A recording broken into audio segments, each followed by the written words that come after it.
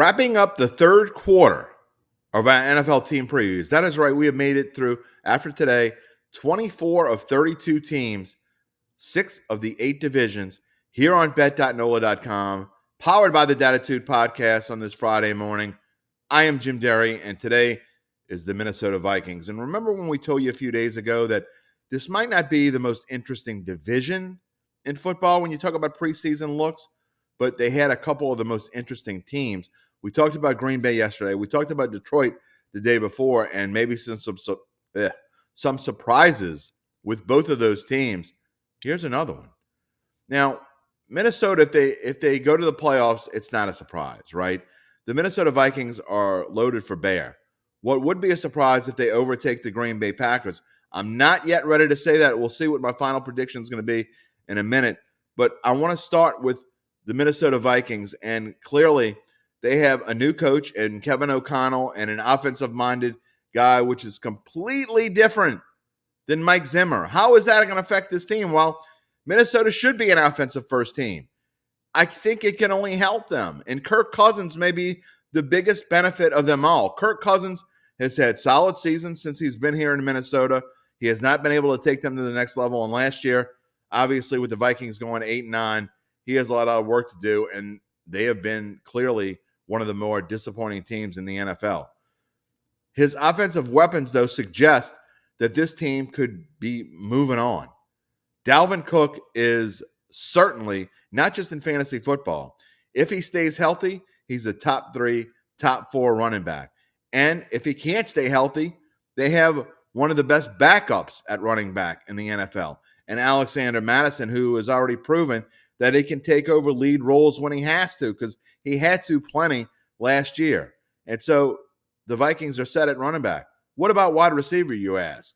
Well, Justin Jefferson, this guy is taken over by storm.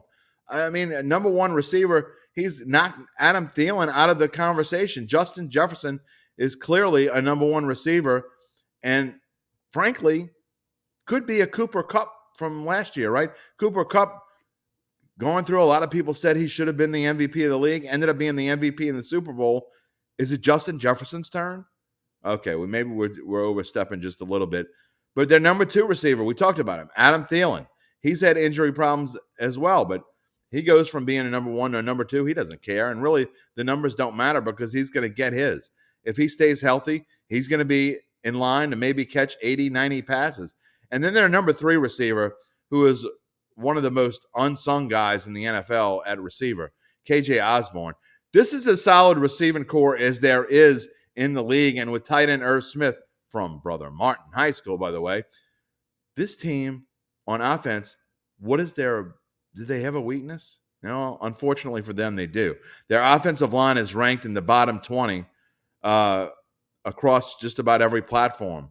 Will they be able to step it up? Will they be able to give Kirk Cousins the protection that he needs? Because if they can, their defense is good enough to take this team to the next level. And when you look at their numbers and we put them on the board, 9 wins. That's the over-under for this team.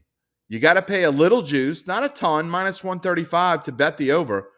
And if you think that the Vikings aren't going to be any good again, you think they're going to fall flat on their face, plus 115 to bet the under 9. You're getting value if you think the Vikings aren't going to be as good as some of us think they're going to be. Plus 250 to win the division, plus 1,600 to win the conference, plus 4,000 to win the Super Bowl. Let's look at their schedule before I make a prediction, because to me, those numbers are some of the most interesting numbers of any team there is. And like we said yesterday with Green Bay, when you take a look at this schedule, the Green Bay Packers at home, right off the bat, is going to tell us a whole lot of whether this Vikings team is potentially for real or not. Because after that, to me, I think they're better than Philadelphia. I think they're better than Detroit. Are they better than the Saints? I'm not sure. That game is in London. An early game going across the pond in London. Then they play Chicago, at Miami, Arizona, at Washington. This Vikings team could get off to a huge start. You see where I'm going with this. It gets tougher with at Buffalo, Dallas, New England, but then it opens up again. Jets, Lions, Colts are going to be pretty good. Giants, we say, are going to be better. Packers, could that be for the division title on New Year's Day? Could that be our NFL bowl game? Well, I think you can see what I think about these Vikings. I think there's value across the board. There's certainly value in this over at 9. And plus 250 to win this division. I think this is the year. I don't just think it's value. I think this is the year they overtake the Packers. I think they're better than the Packers.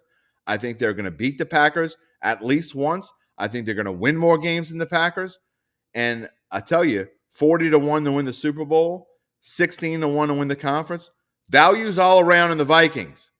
Go for it. Skol! Does our expert agree with us?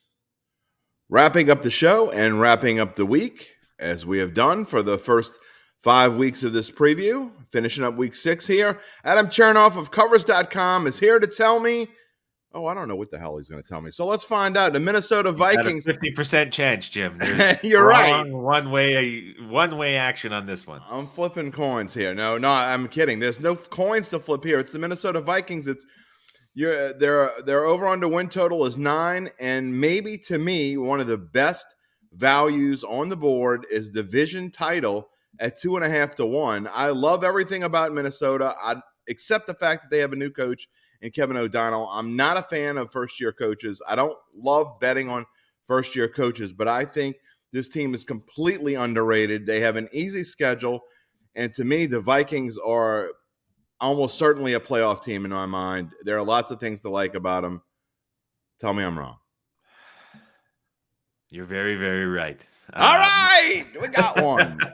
My favorite team futures-wise in the NFC. To win the division, win total over, to make the playoffs. Justin Jefferson, Offensive Player of the Year, 17-1. You can likely find this morning as we're recording. LSU fans love hearing that. All of it very, very good for Minnesota. And one part I'll disagree is the coaching side. I think that's what makes this team as good as they can be in 2022. A couple days ago with Chicago, we talked about how you go to that defensive-minded coach and how that's usually very concerning. Old man Zimmer is now out. Right. He was the defensive-minded, stubborn head coach that really restricted what this offense could be. And you bring in O'Connell, complete opposite. Could not be more aggressive, modern in his play calling with offense. And you're hearing it from everybody. Justin Jefferson says, I understand how Cooper Kupp had the season that he had a year ago. Playing in this offense is a treat because it just gets you open, gets you in space. Everything that this Vikings roster needs to succeed is going to be implemented by O'Connell as the head coach. So I think we see a massive shift in offensive production for Minnesota, who was still very good last year, despite the limitations. But this is the year where that step is taken. A lot more 3 wide receiver looks, a lot more spacing, a massive season for Jefferson. Osborne's a breakout wide receiver within the league. I agree. Cousins has a really good year as well, passing the football. Love everything about Minnesota. All the overs, all the props to make the playoffs, and Jefferson, Offensive Player of the Year, 17-1. We didn't even mention Dalvin Cook, who obviously is one of the best running backs in the league, and to me has maybe the best backup in the league in Alexander Madison. So if something happens, it's that they lose this big group. One last question on the Vikings. Does it scare you at all? To me, the weakness on this team is their offensive line. They don't have a very good one. Cousins is not exactly the most mobile of quarterbacks. Does it scare you at all that he may be taking a couple hits in his blind side? So on paper, it doesn't project out to be a very good one, but compared to what Cousins has had the last 4 seasons, this is the best unit that he's going to have in front of them. So this is a case where if you have seen or believe in anything that he's done over the course of a season, he has a better chance now to do it with the O-line protecting him, plus the coaching benefits. So again, it's all relative to what we've sort of seen him perform with. And so, no, it's not a big concern because I think it's the best he's had in his time in Minnesota, and that's going to make a big difference. Big agreement on the Minnesota Vikings. I think we've had some agreements. We've had only maybe a couple like major disagreements. And here, I think we've only had maybe 3 or 4 major agreements. And I think we're both in major agreement here that the Minnesota Vikings, very well could wrest the Green Bay Packers from the top of that NFC North food chain. Really good bet all the way around for Minnesota. It's going to be interesting. Next week, Adam, we're moving on. We only have 2 divisions left. So we have 2 Souths. Well, we're going to save the NFC South for last. So next week, we'll do the AFC South. Maybe not quite as interesting as this division, but I'm sure we'll have opinions nonetheless. We've got a big bet in the AFC South. I'll tell you that as a teaser as well. I'm just going to guess it's not on the Tennessee Titans, but we'll talk about that next week. See you next week.